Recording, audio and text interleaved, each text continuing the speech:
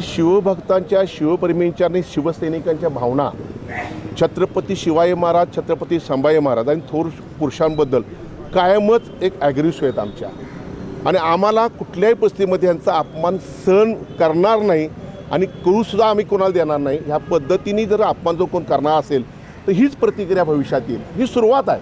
आम्ही कायमच सांगितलं, प्रशांत कोरोटकर हा नालायक माणूस ज्यांनी शिवाजी महाराजांचा अवमान केला, संभाजी महाराजांचा अवमान केला आणि आमच्या इंद्रजीतच्या घरात जाऊन घुसवून मारतो, ह्याचा बाप यायला पाहिजे इथं कोल्हापुरात. आणि त्याला आज कळलं असेल की कोल्हापूर काय, महाराष्ट्रात काय. भविष्यामध्ये विचार करावा. जी पिलावळ निर्माण केलेली आहे ह्या सरकारने, भाजप सरकारने, छत्रपती शिवाजी महाराज, छत्रपती संभाजी महाराज, थोर पुरुष शाहू फुले आंबेडकरांचा अपमान करा आणि त्यांना कमी लेखा. भविष्यामध्ये त्याची नावं लोक विसरली पाहिजेत. पण तू भविष्यामध्ये नाही आणि 500-1000 वर्ष झाली तर छत्रपती शिवाजी महाराजांना कुणीही विसरणार नाही. का ते आमचे दैवत आहेत, संभाजी महाराज आमचे दैवत आहेत, शाहू फुले आंबेडकर आमचे दैवत आहेत. आणि घाणेरडं गलिच्छ राजकारण भाजपचं चाललेलं आहे. आणि एक अमित कुमार भोसले नाही, भविष्यामध्ये हजारो अमित कुमार भोसले तयार होतील. आणि भविष्यामध्ये जर कोण हे नाटक करल, जो सोलापूरकर असून देत किंवा कोणी असून देत, त्यांना त्याच पद्धतीने शिवभक्तांनी, शिवप्रेमींनी, शिवसैनिक उत्तर देतील. ही सुरुवात आहे महाराष्ट्रामध्ये.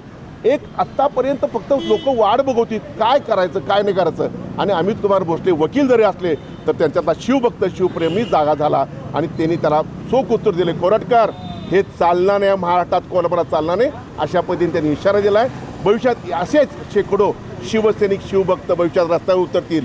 आणि नक्की मला खात्री आहे शिवाजी महाराजांचा अपमान कुणी या महाराष्ट्रात सहन करणार नाही, ही मला खात्री आहे. म्हणून आज शिवसेना उद्धव बाळासाहेब ठाकरे ह्या पक्षावतीनं ह्या आमच्या लढाऊ बाणाला, शिवभक्ताला आज आम्ही त्याचा आमच्या पद्धतीने त्याला सन्मान केलेला आहे, सत्कार केलेला आहे. कोरटकरनी कबुली दिली फोन माझाच होता म्हणून, तरी देखील सत्ताधारी पक्षातले नेते यावर बोलायला तयार नाहीत, प्रतिक्रिया द्यायला तयार नाहीत. कसं बघताय?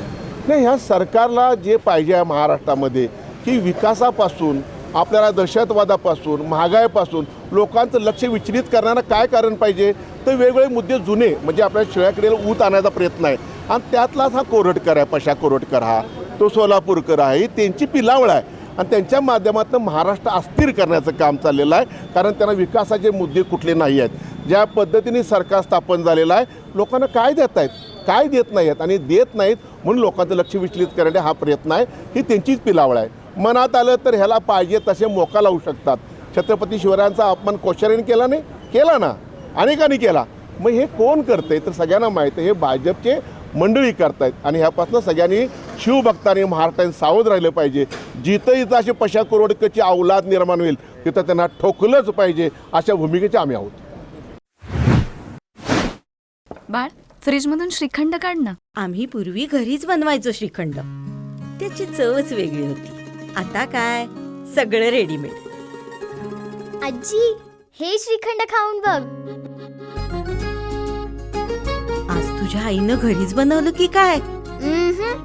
हे आहे गोकुळचं श्रीखंड. अगदी जिभेवर रेंगाळणार. जिभेवरच नाही तर मनावरही रेंगाळणार. गोकुळ श्रीखंड, मनावर रेंगाळणार.